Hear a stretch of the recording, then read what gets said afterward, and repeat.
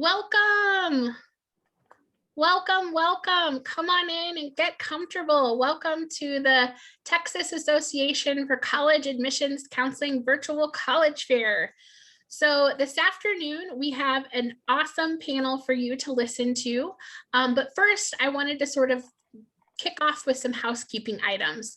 First of all, this is a webinar, so your camera and your microphone are turned off, so our panelists cannot see or hear you.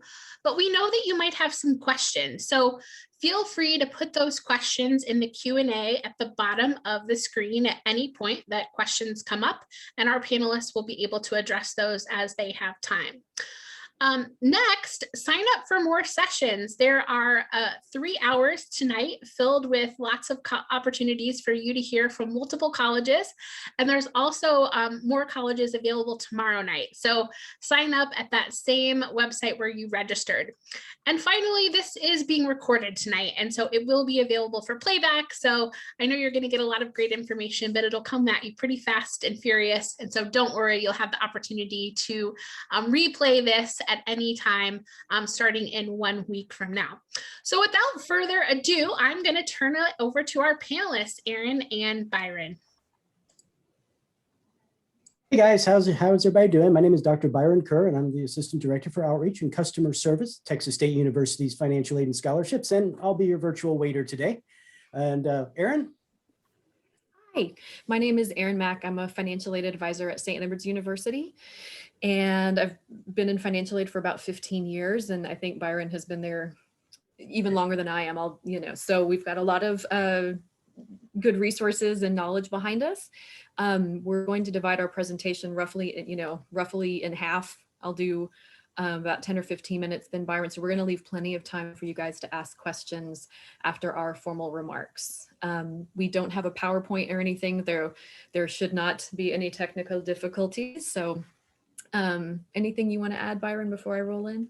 No, we're going to kind of split this up evenly here. Aaron's going to go first talking about financial aid, and then I'll be talking about the fun-filled action-packed and exciting world that is scholarships and really how to dig in and prepare for those. So go ahead. Let's roll. So some of you may have heard of the Fafsa. It is an acronym. It stands for the Free Application for Federal Student Aid. It is free. It is an application, but it's also an application to get federal aid, state aid, and university aid. So it's a one-stop for 3 different sources of financial aid. We describe it often as like there's different pools of funding for our students. And when you submit the Fafsa, each of the schools that you add to the Fafsa gets that information, and we look at all the different pieces of financial aid and all the different rules and decide how much you're eligible for. It's not really the school that decides like what you can have. We interpret the rules and say this is how much you're able to have. So just as a starting point, the Fafsa is something that you'll submit every single year. The first time you'll submit it is in the fall of your senior year of high school. In preparation for your freshman year of college. So if you are a junior right now, you will be this is where the times always get me. You're going to be starting your senior year of high school in the fall of 21. So your freshman year of college will be fall of 22. So it's like you're looking really far in advance. So in October of this year, October of 21, if you're a junior, you're not doing anything. You're just applying for scholarships. You're going to listen to Byron. If you're a senior right now, you're going to be applying for your Fafsa in October. You're probably also looking at different universities to apply to. The great thing about the Fafsa is it's almost universal for American universities. So when you're filling out the Fafsa, you're going to send it to different places, and they're going to do some evaluations. So what I'm going to tell you about is what is the Fafsa and what's the purpose behind it. So the Fafsa is a federal document. It asks each student to report about their household. What's the income of that household? How many people live in that household? How many of those people are in college? Those are the main things that the Fafsa is going to ask about to determine how much your family could afford to pay for college. So the Fafsa is going to ask you about your household income. Typically, that's going to be your parents' wages from their jobs. The Fafsa asks you for information from 2 years ago. So for your freshman year of college, if that's the fall of 22, they're asking for your 2020 taxes. So make sure you read the FAFSA carefully, because a lot of people think it's that the year that just went past us is actually from 2 years prior. So your FAFSA is going to ask for you, the student, and your parents' income. It's going to ask how many people live in your parents' household. Your parent might be the parents that you were born to. It might be, if your parents are divorced, it might be the parent with whom you live more often, plus their spouse if they're remarried, plus any other of siblings or step siblings that live in that household. So reading the instructions on the FAFSA carefully, and also contacting your high school advisor if you have any questions. Call St. Ed's, call Byron at Texas State. We're close by. We can help answer questions. That's and I'm being very general because I don't want to overwhelm anybody, but it's going to, so once it looks at income, household size, assets of the family, it's then going to ask you what universities you're looking at. So the deal with all this information is very private and we want to keep it confidential. So Department of Ed is going to hold all of your household and income data locked up. You're going to tell on the FAFSA what schools are allowed to open that door and look at your information. So each time you submit the FAFSA, you can send it to up to 10 schools. If you apply to more than that, you want to wait for that FAFSA to process, and then you can go back in and make changes, like adding a different school. Then you submit it, they get it all over again. So they try to make it easy for you to send your information out. Question we get a lot is, you know, what do I do with the information once I get it? Does that mean I have to go to that school? So once you apply to a university, whether that's Texas State or St. Edward's, once you apply for admission and you're accepted, then we'll open that FAFSA and look at it and see what types of financial aid you're eligible for. Then we'll mail you a letter, and we'll also put your information on the student's web portal and say, here's your financial aid offer. At that point, you can contact us and start, what does this mean? You know, make sure you understand everything. Byron, you look like you wanted to interject some. You good? Okay. Perhaps you're just riveted by my information.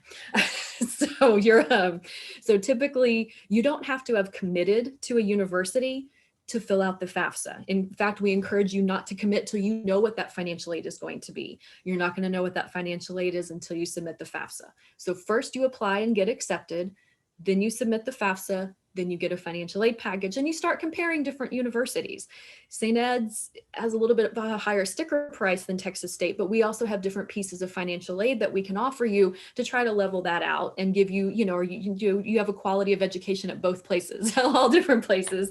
You have a different experience, and you have a different cost. So, and that's the kind of thing that Byron and I do all the time. We help people figure out what's going to be the best fit for them.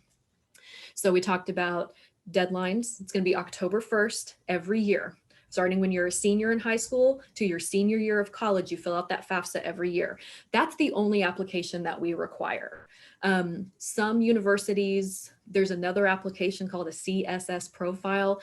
Typically, you're only going to see that at more highly selective schools or internationally. So if you ever see that, it probably doesn't apply to you, but check your specific university if you're curious. Telling you, neither one of us require that. And actually, we don't even look at it for US students. But we're a private school, so we get that question. So I wanted to throw that out there. So October 1st every year. In Texas, if you're applying to a Texas university, the priority deadline to submit your FAFSA is January 15th. That's for all universities. If you're going to an out-of-state university, they might have a different deadline. They're usually all around that time. Somewhere between December and January is usually when you want to submit it. Some universities are very serious about that deadline because they have to make sure and parse out their funds as equitably as possible, and they need you to get that in. Sometimes if there's a reason it's late, you can talk to them, but really try and get that submitted by January 15th for Texas universities, and check the deadline if you're going out of state. So submit it every year, submit it by the deadline. What the FAFSA doesn't look at is any type of merit aid. So merit aid is a little bit different, and Byron's going to talk to you about that. So some of them are things you apply for at the university. Some of them are things you apply for through outside sources. So when you apply for the FAFSA, there's essentially 3 different types of aid that you're applying for. So I mentioned there's 3 sources: federal government, state government, university. There's also grants, which are free money, but they're not based on you achieving something. They're based on FAFSA's evaluation of how much your family can afford to pay. Loans, which are everyone's favorite, and work study, which is a on-campus job that the federal government pays a portion of your hourly wages. So grants often will come from either federal government, state, or university. You're seeing a theme here. So grants, again, free money that you don't have to pay back. You try to get the same amount every year, but schools have different ways that they divide up that money. So ask your financial aid advisor at your school. Loans, we will put student loans offered on your financial aid award, because if you're a student, they limit how much you can borrow, trying to keep students from going into too much debt on their own without someone kind of signing on with them and taking on some of that responsibility. But there are, I'm not going to get into the different types of loans because that's more in the weeds than I think we want to do, but there's smaller amounts and they're very low interest. And then there's student jobs on campus, which at St. Ed's, we have about 800 students that work on campus, and about 200 of those are funded through this federal program. So a lot of students use the term work study just to mean a campus job. But for us, it's actually a campus job that is paid partly through federal funds and partly through the university. So if you don't qualify for work study, it doesn't mean that you can't get a job on campus. You're just getting paid from a different pot of money. So we covered, I'm going over this because I'm trying to remember it. So Byron, let me know if I missed anything. Because usually I have notes when I do this. Fafsa deadline, do it every year. Do it by the between October 1st and January 15th. When you're applying as a freshman, you need to have been admitted to the university for them to give you an award based on the FAFSA, but you don't have to have committed to them until usually May 1st, and hopefully after you've sent them your FAFSA and you've gotten your scholarship and grant package from that university. You're looking at federal, state, university grants. Grants are free money you don't pay back. You may also be eligible for student, or you can get information on parent loans, as well as work study or other jobs. So what our role as university financial aid advisors is to make sure your FAFSA looks correct. We may ask you for some additional documents if something doesn't jive quite right, or if Department of Ed tells us to. So if you get a request for tax information, it's legit. And if you have questions, please call us. Our role is to interpret all the different rules of how much money you get and make sure you get as much as possible, so that we can, try to make college affordable for you. And then again, if you have any questions about this, your financial aid officers, advisors are at every university, and it's our role to be your navigator for this whole process. I think that is my 12 minutes. I did pretty good. I'm going to roll that over to Byron, and he's going to talk to you about things you can do now as a senior in high school, because your FAFSA doesn't really, you don't start doing that till your senior year, but you can start mining the field for scholarships. And go, sir. Okay, so scholarships. So right now we've covered financial aid, the FAFSA, and all that stuff. And that is, as Aaron pointed out, largely outside of your agency right now. That's something that's going to happen down the road. It's largely reliant on your parents' information. You're going to put in some demographics. You're going to call it a day. You're going to work with your high school counselor. It's going to be a cakewalk, right? Okay, so scholarships is an entirely different creature. Scholarships is something that is much more organic than a FAFSA. The FAFSA you do by October 31st, let's say Halloween, and you get it done. Scholarships, though, are a huge opportunity for students right now in your very position to take advantage of. And let me kind of explain how this works. There are merit-based scholarships that the university will offer. These merit-based scholarships, though, are what most people think of when they say, "Oh, I'm going to get a scholarship." They look to the school and they say, "Okay, what will the school give me?"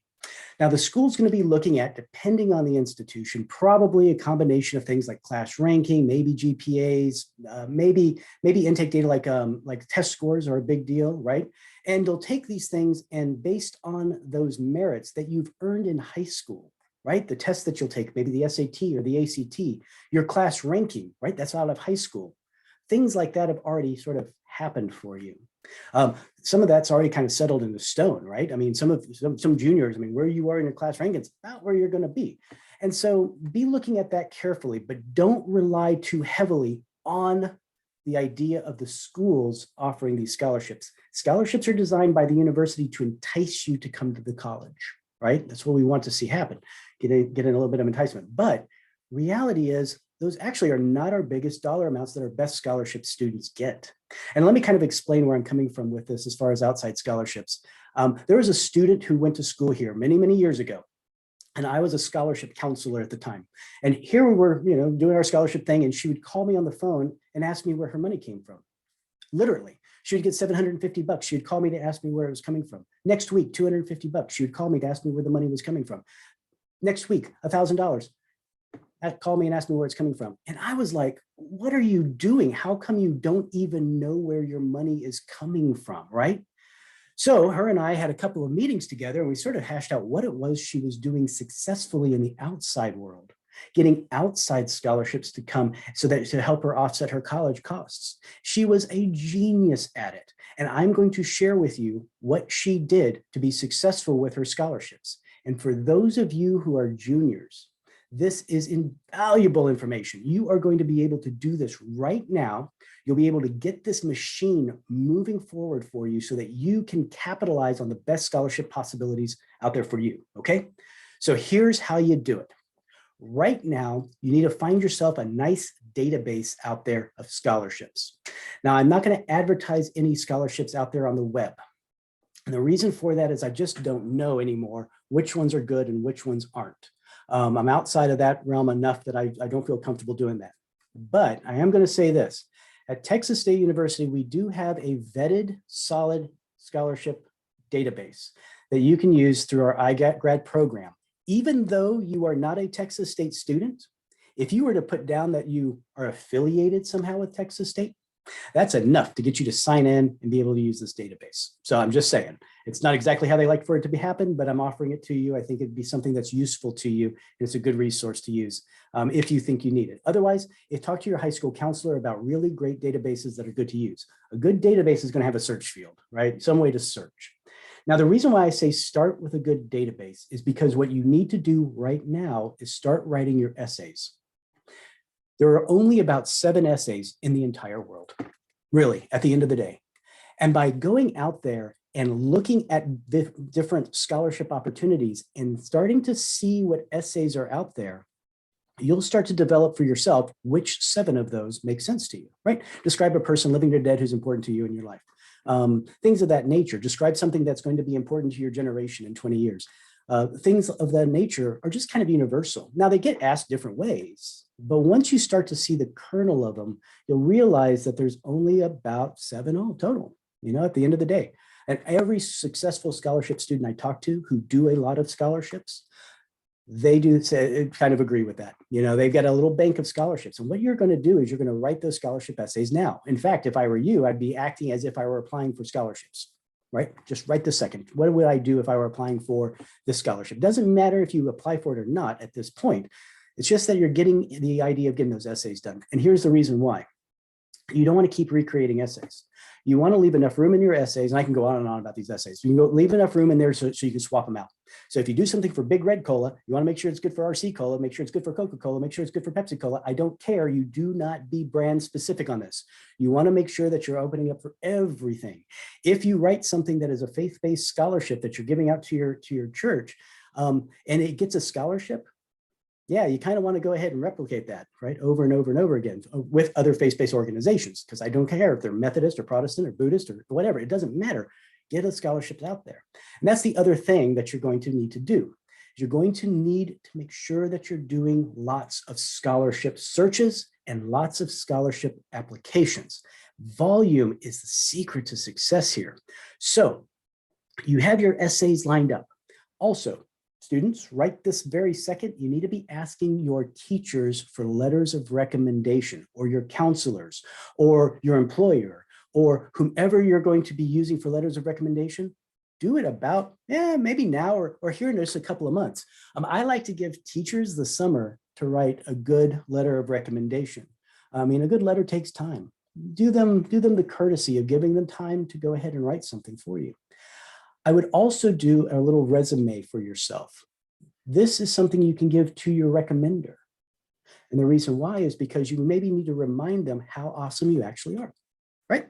I mean, they see lots of students. So maybe something that's sort of the standouts of your career so far, okay? Doesn't mean you won't have more in your senior year of high school. That's perfect. But you want to kind of give them a little something to go on, right? So letters of recommendation, start thinking about those now. I would start writing your essays now. Within the essay group, by the way, make sure they're grammatically perfect. Talk to an English teacher or the editor for the yearbook, or whoever you know who's really good at detail oriented with grammar. That would be recommended. So get your essays lined up. You have 5 or 6 of those ready to go. You've got your letters of recommendation ready to go. You've got maybe a resume. Some scholarships still ask for that. It's not as common as it used to be, but still, why not have one handy just in case? You're ready to go.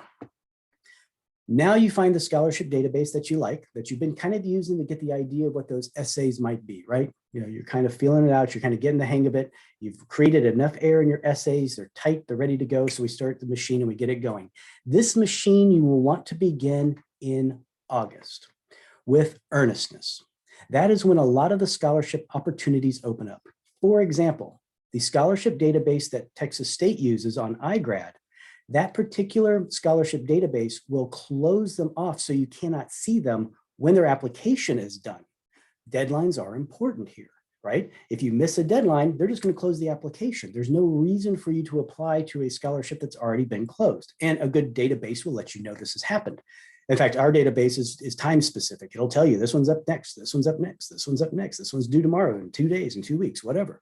So it's really keeping track of those time periods. And make sure you do that too when you're doing your scholarships in general. Make sure you're hitting the time for the deadlines for them. Now, the machine that you're going to build in August exists on a spreadsheet, okay? What you're going to need to do is your spreadsheet will have number or label your essays, okay? So that it's essay A, essay B, essay C, whatever, essay 1, 2, 3, 4, whatever, however you want to do it. Letter of recommendation, ABC. Then you start applying. When you apply to the scholarship, what it is, which essay was sent, which letter of recommendation, when. This is what you send. You do this for everything that you send off. And I'll explain about databases in just a second on how best to use them. But you want that spreadsheet lined up to create the machine, okay? This way you start seeing what you've done, where you've done it, because you don't want to go back on yourself by mistake. And there's another reason for the spreadsheet, and I'll explain it to you in just a second. The database in August is going to open up with an awful lot of stuff that's ready for you, right? That's about when you start to see private scholarship opportunities begin to open up in earnest. You are going to apply for everything.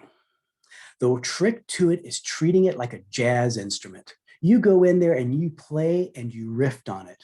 If I put, okay, I love camping and hiking. It's something I do virtually every weekend. So let me tell you how this works. I really, really, really like my Osprey backpack. One of my favorites, right? It's great. So if I'm thinking about scholarships, I'm going to be wondering if Osprey offers scholarships. Check their website. I'll check in my database to see.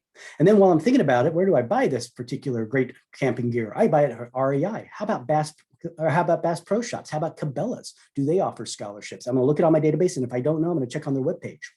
I'm going to go out there and I'm going to think about it and say, okay, well, there's nothing there for the backpack, but I wonder if there's something there for the tent that I use. So I go to that place there. And then if you keep on thinking about it and drilling down and chasing that all the way down the rabbit hole, you end up getting a $500 scholarship from a metal manufacturing company that makes those little aluminum tent stakes that bend in Texas soil.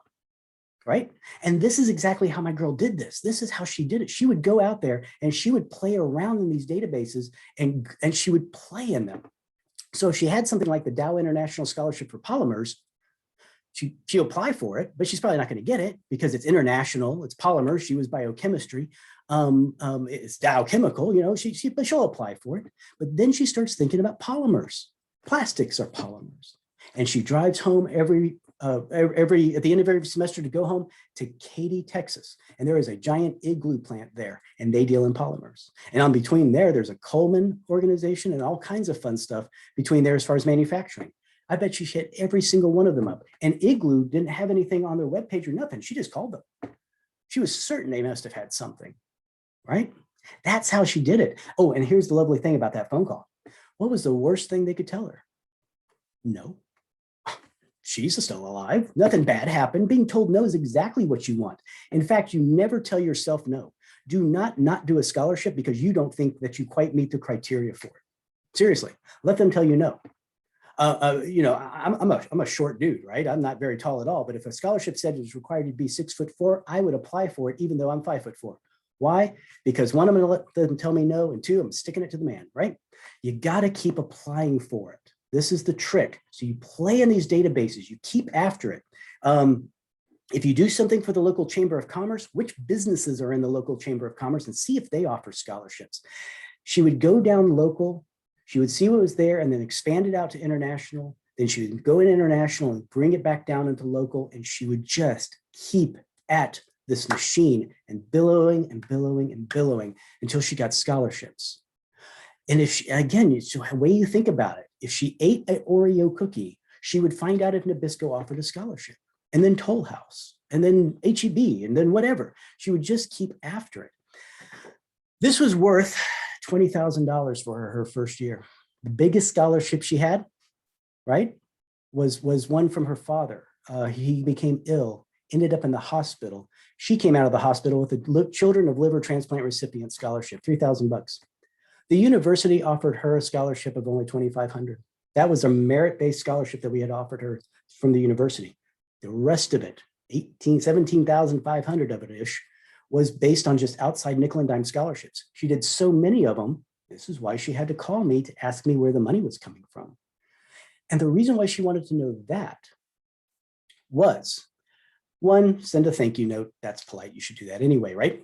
That's just common courtesy. But she would then, based on those essays that she sent to that particular organization, then make other decisions like, hey, how do I replicate that success? Rather than recreating the wheel every time she done a scholarship, she would take a look at the industries that are giving her scholarships, the organizations that are, and try to replicate that out. So this is where like every hospital in the greater Houston metropolitan area has a scholarship application on file from this woman because her father was sick. She goes, oh, hospitals, I wonder what they have available. And she went to town on it. And you just have to keep chasing it down the rabbit hole until you find your hits. Then replicate success against those hits. Oh, the other thing that she did was just straight genius. And I'll tell you this, this is just amazing. She would actually send 2 thank you notes. She would send the thank you note when she got the money. Then at the end of the year, she'd send another thank you note that said, I had a very successful year at Texas State University. I could not have done it without your financial support. Millionaires write when they're writing checks or considering new scholarship applications, get another thank you note. And millionaires really like warm hugs. So sometimes scholarships that normally would not renew would renew for her. Or sometimes the organization, the larger trust that manages the donation or the foundation would oftentimes maybe off book, not on that scholarship book, but another accounting mechanism, go ahead and offer another scholarship to her. So keeping track of things seems tedious, but man, is it worth money. It is worth so much just to keep a spreadsheet and stay a little bit organized on it and crank this out. Now, one of the things is this working for everybody? Does this particular sort of mechanism work for folks? And the answer is, I think it does. I've run into students now in the wild, if you will. I go to some other presentation for like Parents Association or something like that. I'm talking to families or whatever.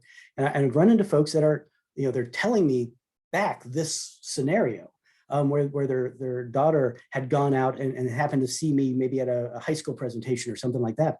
And they repeat it to the parent, and the parent goes, oh, that's a good idea. And they're talking like they've already gotten $6,000 to $7,000 already. And they're like just getting started.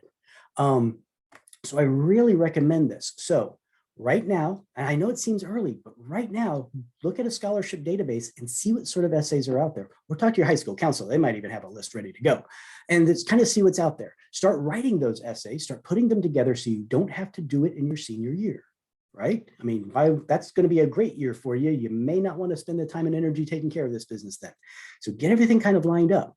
Then after playing around the database, seeing kind of what's out there, you go ahead and ask for letters of recommendation here pretty soon. Maybe right now is a little early, but maybe not.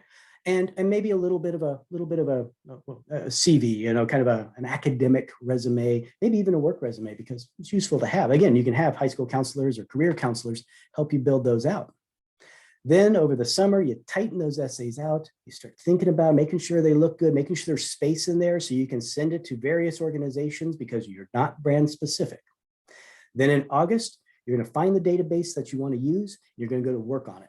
If you can find one with a Boolean search operator, that means and, you can put an if, you can put ands and nots in between. So camping and hiking, that would be useful. But if you don't, that's okay. And then go in there and just play and apply for everything. Let them tell you no. There's no reason in the world not to send something out there just because maybe one piece of it you don't meet. Or this one's for this denomination. I belong to another denomination. It's faith-based. It's a faith-based essay. Rock star, do it, because it's kind of the same. And then from there, you make a spreadsheet so you know which essays and which letters of recommendation went to which organization and about when, just to give you an idea of the timing of things. Then when you start to receive the green light, you got $500 from this particular, whatever that organization is, then you go ahead and you replicate success. You start really thinking hard about what else is in that industry. And man, I'm not kidding. If I'm thinking Nabisco, sorry, I'm starving, so we're going to think about Oreo cookies. If I'm thinking about Oreo cookies and I go to Nabisco and then I check out everything in that sort of category, I think there's 12 or 13 major manufacturing companies globally. That's it. So if you were to go ahead and drill down into those and find out which companies they all are, that's a bunch of scholarship opportunities, I bet. I mean, I don't know how many have them, but you should try. But I would then be thinking, where do they get their flour from? Right? Sugar. The magic stuff inside the Oreo that isn't lard anymore. Where does all this stuff get manufactured at the end of the day? That's a great way of chasing it down, is just start to break it out and see what it looks like when you pull it all apart and what the individual parts made out of. A lot of success can happen through that attitude. Because if you stop and you say, oh, I'm not getting it, or oh, I'm not qualified for any of these, or I'm not this, or I'm not this, you keep limiting yourself. What you want to do is you want to blow up the opportunity. You want to go out there and expand it. So, oh, and don't forget about those thank you notes. After you start replicating success and you start seeing a bunch, so hopefully a bunch of money come your way, great.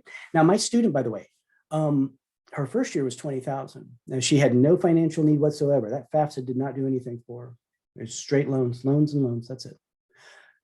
First year, $20,000. Her senior year, she made $30,000 in outside scholarships, nickel and dime. And the way she did that, the reason why that was so successful for her is because she continued to do it after she started college. The single largest, biggest mistake people make is they do their scholarships in their senior year of high school, and then they think they're done. Oh, I didn't get anything, or, oh, I've got what I've got, and that's all I'm getting. Not true. You can continue to pursue and apply for scholarships throughout your career. And in fact, the reason why I think she made more money in her senior year than she did her freshman year, she just got better at it. And I'm serious about this. I know it sounds like a lot of work. Up front, it is.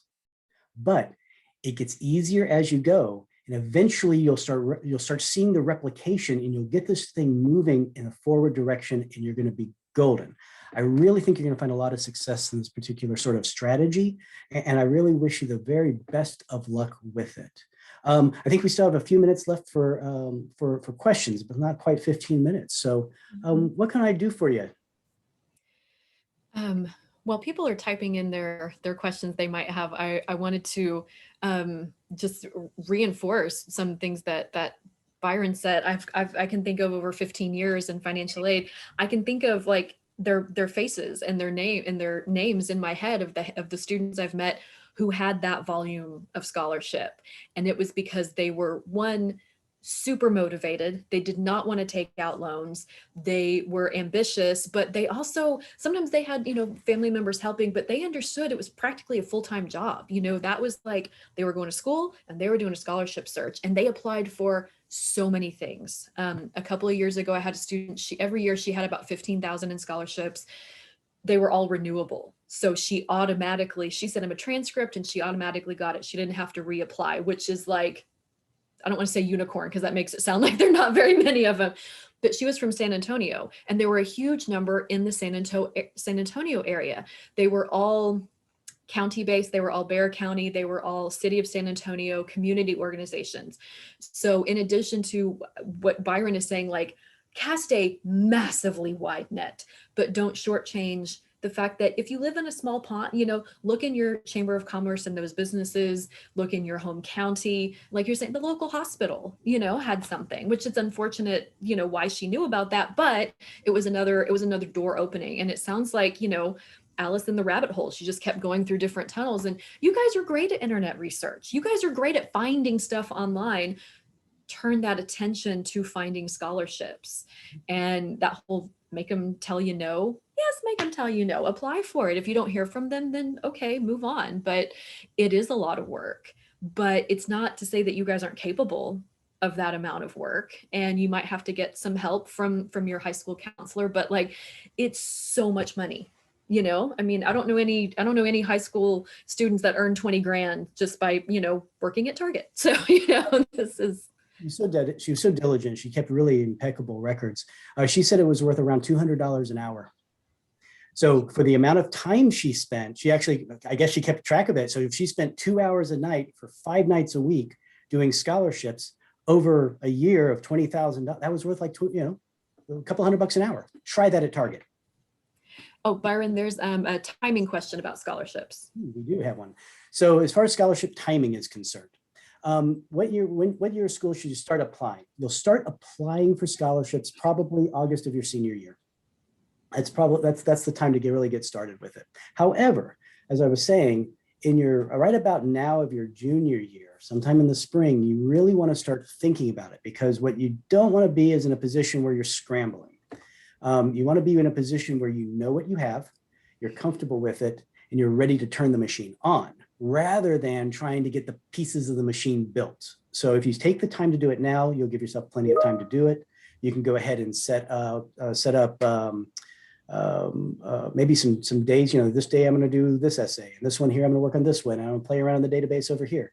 It takes a lot of time, but if you spread it out over time, it doesn't take much out of a day, if that makes sense. So I would go ahead and it kind of depends on the answer, but yeah, start really heavy in the fall, and then right about now, be thinking about how you're going to do it. And if you're a senior right now too, go ahead and start applying. It doesn't hurt. I wouldn't stop. I would just kind of get it started now. You're just a little, not quite where we would be if you were a junior. That's it. Byron, I had a question about that kind of builds on that. And it sounds to me like they want to start, you could start researching, you said, I'm craving Oreos. Does Nabisco offer one? Who, like all those different pieces that go together. And these are all corporations and community organizations. You could start looking now. Oh, Nabisco has one. The application's in December. Add it to my database now. Just, take 30 minutes here and there and start building it up. So when you know that scholarship is November 1st of your senior year, you already figured that part out, but you can start gathering timeline data now, right? In fact, yeah, even if you're a sophomore, freshman, if you're really go-getter, but your high school counselors might even have a list of sort of scholarships already, and it may be a nice place just to kind of get started. You kind of see what's out there, and these are going to be, I think, largely tend to be kind of the more of the community-based ones, and I think that's good. I think that's a great place to get started. How early can they get started if they were a freshman in high school? Can you start gathering information and, because there's someone who's asking a question about, some of them say apply as a freshman. And how common is that? I would be a little bit worried. Oh, and let me put some caveats out there. So as far as freshmen, if you're a freshman, here's what you should be working on for your scholarship. Be the absolute best person you can be. Seriously, start thinking about how scholarship essays and applications oftentimes ask about what the student is passionate about. What is it that you love doing? So if you're passionate about raising aquatic hamsters, that's great, because why not? That's going to be something that you're going to sink your teeth into. Because they're desert dwelling creatures, Byron. And you can go in there and you can just really go crazy with it. It's just because it's something you're passionate about. So I would maybe start thinking about not so much how to pad a resume. We see that a lot actually, where folks in their senior years suddenly they belong to 1,000 things, but only for 6 weeks.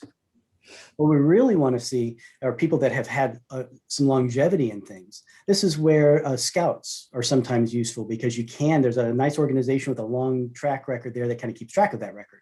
It could be volunteering within your community or your faith-based organization or something along those lines. So all that can be done as a freshman, a sophomore, a junior, and a senior, helping build out a scholarship profile for yourself to really make you competitive when it's time to turn on the gas.